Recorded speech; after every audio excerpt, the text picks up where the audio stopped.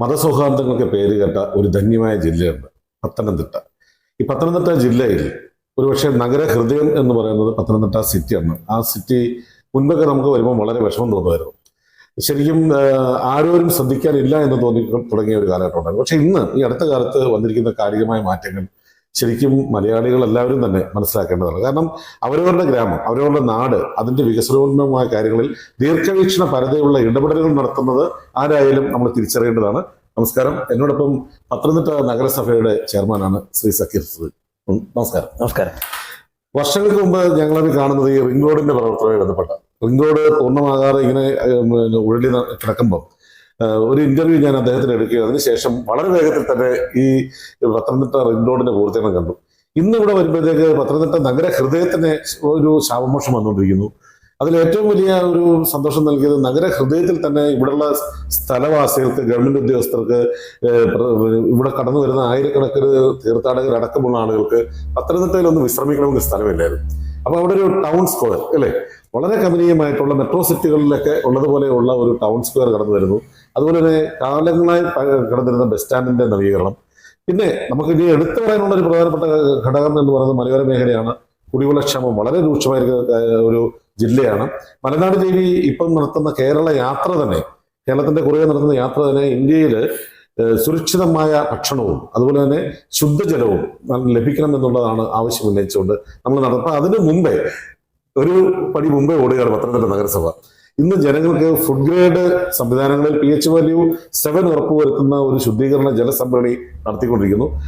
ഇപ്പോൾ നിലവിലുള്ളതിന്റെ 10 മടങ്ങ് അല്ലേ സമ്പന്ന ശേഷിയുള്ളതും ഡിസ്ട്രിബ്യൂഷൻ 24 മണിക്കൂറും ജല ദൗർലഭ്യം ഇനി കേട്ടുകേഴ്വിയായിട്ട് മാറത്തക്ക രീതിയിൽ നടത്തുന്ന ഒരു ഇടപെടലാണ് ഏറ്റവും വലിയ ഇടപെടൽ. ജീവിക്കാനുള്ള അവകാശം, അതുപോലെ തന്നെ സുരക്ഷിതമായി ജീവിക്കാനുള്ള അവകാശമാണ് പത്തനംതിട്ട ജില്ല മുന്നോട്ട് വയ്ക്കുന്നത്. ഹരിത ജില്ലയായിട്ട് മാറുന്നു. ഇന്ന് ഞാനിരിക്കുമ്പം ശ്രീ സക്കീർ ഹുസൈൻ 3 സ്റ്റേറ്റ് അവാർഡുകൾ മേടിച്ചിട്ടാണ് ഇരിക്കുന്നത് അല്ലേ. നമ്മുടെ പ്രവർത്തനങ്ങൾക്ക് സംസ്ഥാന ഗവൺമെന്റ് അംഗീകാരം അത് ഏതൊക്കെയാണ്? നമ്മുടെ നഗരത്തിലെ മാലിന്യ സംസ്കരണവുമായി ബന്ധപ്പെട്ടുള്ള പ്രവർത്തനങ്ങൾ നടത്തിയതിലുള്ള ഒരു അംഗീകാരമാണ്. പുതിയ ചില മാതൃകകൾ മുന്നോട്ട് വെച്ചു. ഹരിതകർമ്മസേനയുടെ പത്തനംതിട്ടയിലെ പ്രവർത്തനങ്ങൾ അനുകരണീയമായ മാതൃക എന്നുള്ള നിലയിലാണ് അതിനെ ഏറ്റെടുത്തത്. അതോടൊപ്പം സംസ്ഥാനത്തെ ഏറ്റവും മികച്ച നഗരസഭാ ചെയർമാൻ എന്നുള്ള ജനമിത്ര പുരസ്കാരം, അത് APJ അബ്ദുൽ കലാം ഫൗണ്ടേഷന്റെ അവാർഡാണ്. ആ അവാർഡ് ഈ വർഷം പത്തനംതിട്ടയെ തേടിയാണ് എത്തിയത്. ധാരാളം സമാനതകളില്ലാത്ത ഇടപെടലാണ് ഈ ഭരണസമിതിയുടെ കഴിഞ്ഞ 4 വർഷക്കാലം ആയിട്ട് നടത്തിയത്. അതിൻ്റെ ഒരു അംഗീകാരം എന്നുള്ള നിലയിലാണ് ഇത്തരത്തിലുള്ള സ്റ്റേറ്റിൻ്റെയും മറ്റുമൊക്കെ അംഗീകാരം ലഭ്യമായത് എന്നാണ് കരുതുന്നത്. തീർച്ചയായിട്ടും.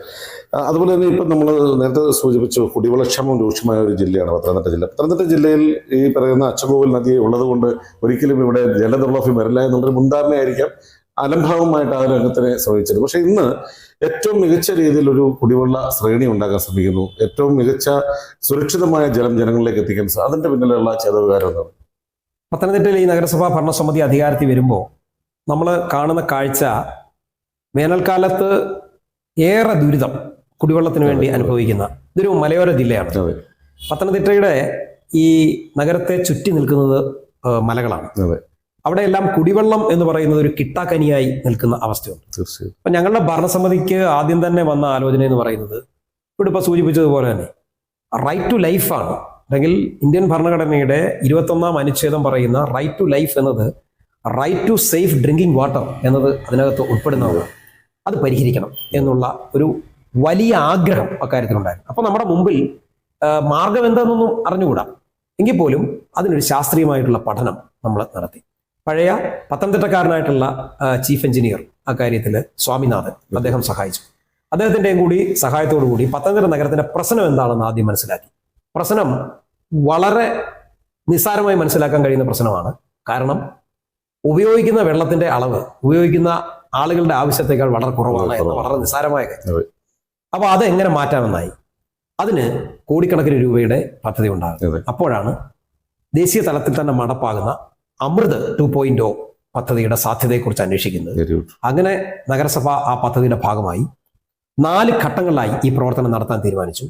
പഴകി പൊളിഞ്ഞ പൈപ്പ് ലൈനുകൾ മാറുന്നതിന് വേണ്ടി ഉള്ള പ്രോജക്റ്റ് നൽകി. ഉയർന്ന പ്രദേശങ്ങളിലേക്ക് എത്തുന്നതിനുള്ള കുടിവെള്ള സംഭരണികൾ നിർമ്മിക്കുന്നതിനുള്ള പ്രോജക്റ്റ് നൽകി. അതോടൊപ്പം കൂടുതൽ ജലം, ഇപ്പോൾ 60 ലക്ഷം ലിറ്റർ വെള്ളമാണ് പത്തനംതിട്ട നഗരത്തിൽ ലഭ്യമാകുന്നത്. യഥാർത്ഥത്തിൽ തദ്ദേശ സ്വയംഭരണ സ്ഥാപനത്തിന് കുടിവെള്ള വിതരണവുമായി യാതൊരു ബന്ധവുമില്ല. നമുക്ക് വാട്ടർ അതോറിറ്റിയാണ് അത് പൂർണ്ണമായും ചെയ്യുന്നത്. പക്ഷെ ഇതിന്റെ ബുദ്ധിമുട്ടുകൾ അനുഭവിക്കുന്ന ജനങ്ങളാണ്. ജനങ്ങളുടെ പ്രയാസം കണ്ടു നിൽക്കുക എന്നുള്ളത് ഒരു ഭരണ സംവിധാനത്തിന് ഭൂഷണമായ കാര്യമല്ല. അതുകൊണ്ട് തന്നെ 24 മണിക്കൂറും ജനങ്ങൾക്ക് വെള്ളം എത്തിക്കുന്നതിന് വേണ്ടി ഒരു 10 MLD-യുടെ പുതിയ പ്ലാന്റ് നിർമ്മിക്കുന്നതിന് വേണ്ടിയിട്ടുള്ള പ്രോജക്റ്റ് ഉണ്ടായി. 3 ഘട്ടങ്ങളും പൂർത്തീകരിച്ചു. ഇൻടേക്ക് വെല്ലായി, അതോടൊപ്പം തന്നെ കളക്ഷൻ ചേംബറായി, ലേയിങ് ഓഫ് പൈപ്പ് ലൈൻ ഏതാണ്ട് പൂർണ്ണമായി. ഇനി പ്ലാന്റിന്റെ നിർമ്മാണം തുടങ്ങിക്കഴിഞ്ഞിരിക്കുന്നു. അത് 18 മാസം കൊണ്ട് പൂർത്തീകരിക്കും. അതോടെ ഇവിടെ നേരത്തെ സൂചിപ്പിച്ചതുപോലെ തന്നെ നഗരത്തിലെ കുടിവെള്ളക്ഷാമം പഴങ്കഥയായി മാറും. ഇന്ന് ഏറ്റവും അധികം അറിയാത്ത ആളുകളൊക്കെ മുനിസിപ്പാലിറ്റിയും പഠിക്കുന്നുണ്ട് വെള്ളം കിട്ടുന്നില്ല. പക്ഷെ അതിനൊരു ശാശ്വത പരിഹാരം കാണിച്ചു കൊടുക്കുകയും അത് പ്രവൃത്തിപഥത്തിൽ എത്തിച്ചുകൊണ്ടുമാണ് ഈ ഭരണസമിതി പടിയിറങ്ങാൻ പോകുന്നത് എന്നുള്ള ഏറ്റവും വലിയ, എനിക്ക് തോന്നുന്നു ഈ 4 വർഷക്കാലത്തിനിടയിൽ പത്തനംതിട്ട നഗരസഭ എൻ്റെ കൂടി നേതൃത്വത്തിൽ നടത്തിയിട്ടുള്ള പ്രവർത്തനങ്ങളിൽ ഏറ്റവും വലിയ അച്ചീവ്മെന്റായി ഞാൻ കാണുന്നത് അമൃത് കുടിവെള്ള പദ്ധതിയാണ്. അത് പൂർത്തീകരിക്കുന്നതോടുകൂടി നഗരത്തിന്റെ കുടിവെള്ള പ്രശ്നം മാറും. തീർച്ചയായിട്ടും. അതുപോലെ പലപ്പോഴും നഗരസഭകൾ അഭിമുഖീകരിക്കുന്ന ഏറ്റവും വലിയ പ്രശ്നം ലാക്ക് ഓഫ് ഫണ്ടാണ്. അപ്പം കിലയിലൊക്കെ നമുക്ക് പറഞ്ഞു തരാറുണ്ട് പല പദ്ധതികളും നമുക്ക് കേന്ദ്ര സംസ്ഥാന ഗവൺമെന്റുകളുടെയും ഒപ്പം വേൾഡ് ബാങ്കിന്റെ ഒക്കെ സഹായങ്ങൾ തേടാൻ പറ്റുന്ന ജനകീയ പദ്ധതികളുണ്ട്.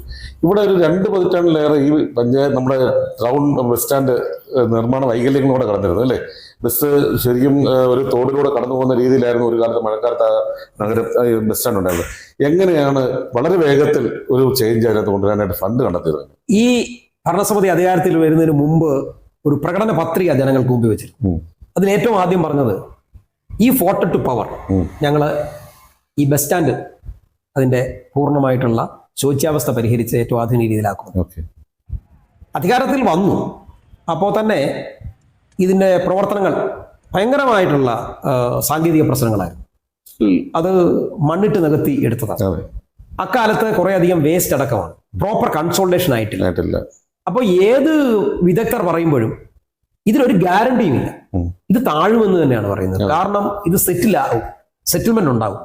ഇപ്പൊ പുതിയ പ്രോജക്റ്റ് ചെയ്യുമ്പോഴും തിരുവനന്തപുരം എഞ്ചിനീയറിംഗ് കോളേജ് പറഞ്ഞത് there may be some settlement in future also, ഇതിന് ശേഷവും ഉണ്ടാകാം, പക്ഷെ പൂർണ്ണമായി നശിക്കില്ല. അതിനുള്ള സാങ്കേതിക വിദ്യ പറഞ്ഞു തരാൻ പറഞ്ഞു. ഏതെങ്കിലും ഒരു പ്രദേശത്ത് ചെറുതായി താന്നാലും അത് മാറ്റാനുള്ള ഇന്റർലോക്ക് അടക്കമുള്ള സംവിധാനങ്ങളിൽ 1.5 മീറ്റർ താഴ്ത്തിയെടുത്ത് നിരവധിയായിട്ടുള്ള സാങ്കേതിക വൈദഗ്ധ്യങ്ങളോടുകൂടിയുള്ള പ്രോസസ്സിലൂടെ ഇത് നടത്താക്കാൻ തീരുമാനിച്ചു. ഇവിടെ ചോദിച്ചത് ഇതിന്റെ ഫണ്ടാണ്. സത്യത്തിൽ ഫണ്ട് കയ്യിൽ വെച്ചുകൊണ്ടല്ല ഈ പ്രവർത്തനം. എപ്പോഴും നമ്മൾ വേഴാമ്പലം മഴ കാത്തിരിക്കുന്നത് പോലെ എവിടെ നിന്നെങ്കിലും ആരെങ്കിലും ഫണ്ട് കൊണ്ടുതരും എന്ന് പ്രതീക്ഷിച്ചിരുന്നാൽ പലപ്പോഴും ഫണ്ട് കിട്ടിയ ശേഷമാണ് പലരും പ്രവർത്തനം തുടങ്ങാൻ. നമ്മളിവിടെ ഫണ്ട് കിട്ടാതെ പ്രവർത്തനം തുടങ്ങിയെന്നുള്ളത്. അതിന് നഗരസഭയ്ക്ക് ലഭ്യമാകാനുണ്ടായിരുന്ന ഓൺ സോഴ്സസ് ഉണ്ട്. പലതും കാലഹരണപ്പെട്ടു പോലും പോയിട്ടുള്ള എമൗണ്ട് ആണ്. അത് വാടക കുടിശ്ശികയുണ്ട്, പ്രോപ്പർട്ടി ടാക്സിന്റെ കുടിശ്ശികയുണ്ട്. ഇതൊക്കെ പിരിച്ചെടുക്കാൻ വേണ്ടി വലിയൊരു ശ്രമം ആദ്യത്തെ വർഷം തന്നെ നടത്തി. ഏതാണ്ട് 4.5 കോടി രൂപ അത്തരത്തിൽ അത് സമാഹരിച്ചു. ഇതിനിടയിലാണ് സ്പെഷ്യൽ അസിസ്റ്റൻസ് ഫണ്ട് ലഭ്യമായത്. അതിനുള്ള ശ്രമം വളരെ കൃത്യതയോടെ നടത്തിയതോടെ 5 കോടി രൂപ ബസ് സ്റ്റാൻഡിന്റെ നവീകരണത്തിനായി നമുക്ക് സ്പെഷ്യൽ അസിസ്റ്റൻസ് ഫണ്ട് ഫിനാൻസ് കമ്മീഷന്റെ അമൃതിന്റെയും കൂടി പദ്ധതിയുടെ ഭാഗമായിട്ട് ലഭിച്ചു. അമൃത് പദ്ധതിയുടെ ഭാഗമായതുകൊണ്ട് ലഭ്യമായിട്ടുള്ള സ്പെഷ്യൽ അസിസ്റ്റൻസ് ആയിരുന്നു ഈ 5 കോടി രൂപ. ആ 5 കോടി രൂപ ഉപയോഗിച്ച് അതിന്റെ സദേൺ യാർഡും നോർത്തേൺ യാർഡും എല്ലാം മനോഹരമാക്കിയെന്ന് മാത്രമല്ല, ബസ് സ്റ്റാൻഡ് എന്നുള്ള ട്രഡീഷണൽ കൺസെപ്റ്റ് നമ്മൾ മാറ്റി. ആളുകൾ വരിക, വണ്ടി കയറി പോവുക, വ്യാപാര സമുച്ചയമായി എന്നതിന് ഉപരി ഇത് ആളുകൾക്ക് സംഗമിക്കാൻ കഴിയുന്ന ഒരു സാമൂഹിക ഇടമാക്കി മാറ്റാൻ സാധിച്ചു. അതിന്റെ ഭാഗമായി ഇപ്പൊ പുതിയൊരു പ്രോജക്റ്റ് അവിടെ നടപ്പാക്കിക്കൊണ്ടിരിക്കുകയാണ്. നൈറ്റ് ലൈഫ് കൂടി കൊണ്ടുവരിക എന്നുള്ള ഉദ്ദേശത്തോടു കൂടി അവിടെ ഹാപ്പിനെസ് പാർക്ക് ഇപ്പൊ രൂപം കൊള്ളുന്നു. ഈ മാസം തന്നെ ഹാപ്പിനെസ് പാർക്ക് ഉദ്ഘാടനം ചെയ്യണം എന്നുള്ള നിലയിൽ അതിന്റെ വർക്ക് ഏറെ പുരോഗമിച്ചുകൊണ്ടിരിക്കുകയാണ്. ഏറ്റവും കേരളത്തിന്റെ മനോഹരമായിട്ടുള്ള ബസ് സ്റ്റാൻഡുകളിൽ ഒന്നായി അത് മാറ്റി അതിന്റെ അടിസ്ഥാന സൗകര്യങ്ങളും ഏതാണ്ട് അബാൻ മേൽപ്പാലത്തിന്റെ പണി കൂടി പൂർത്തിയാകുന്നതോടുകൂടി ഏറെ ജനങ്ങൾ ആശ്രയിക്കുന്ന എത്തുന്ന ഒരു കേന്ദ്രമായി അത് മാറും പ്രതീക്ഷിക്കുന്നു. തീർച്ചയായിട്ടും. എന്തായാലും വളരെ സന്തോഷം. പത്തനംതിട്ട ജില്ലയെ സംബന്ധിച്ചിട്ട് ഇപ്പോഴും കേന്ദ്ര സംസ്ഥാന ഭരണ സംവിധാനങ്ങളുടെ ഒരു ഏകോപനം കൂടി നഗരസഭയ്ക്ക് സപ്പോർട്ടായിട്ട് ഉണ്ടാകുകയാണ് അല്ലേ?